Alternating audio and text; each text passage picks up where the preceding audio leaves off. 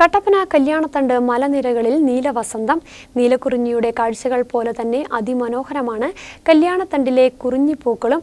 ഇടുക്കി ജലാശയത്തിന്റെ പശ്ചാത്തലത്തിൽ പൂവിട്ട് നിൽക്കുന്ന നീലവസന്തം ആരെയും ആകർഷിക്കും.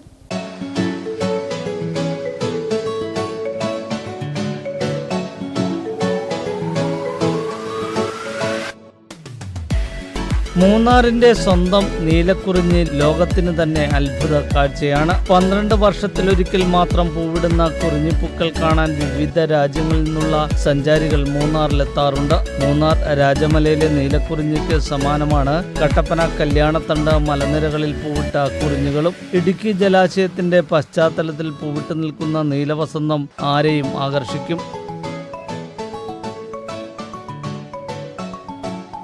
വീശിയടിക്കുന്ന കാറ്റിൽ തലയാട്ടി നിൽക്കുന്ന നീലപ്പൂക്കൾ മഞ്ഞ് പെയ്യുന്ന കല്യാണത്തണ്ട് മലനിരകളെ കൂടുതൽ മനോഹരിയാക്കുകയാണ്. ഏകദേശം 450ഓളം ഇനം നീലക്കുറിഞ്ഞികളുണ്ടെന്നാണ് കണക്കുകൾ സൂചിപ്പിക്കുന്നത്. അതിൽ ഏതാണ്ട് 40% നമ്മുടെ ഇന്ത്യയിലാണ്.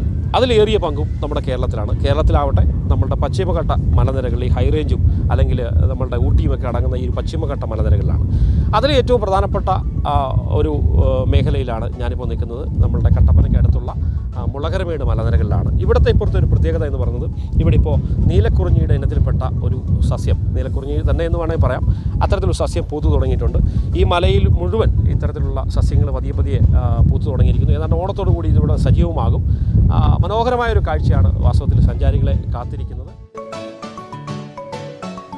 ഒരു മാസം കൂടി കഴിഞ്ഞാൽ മലനിരകൾക്ക് മുഴുവൻ നീല നിറമാകും. ഓണക്കാലത്ത് വിനോദസഞ്ചാരികളെ വരവേൽക്കാൻ കാത്തിരിക്കുകയാണ് കല്യാണത്തണ്ടും നീലവസന്തവും.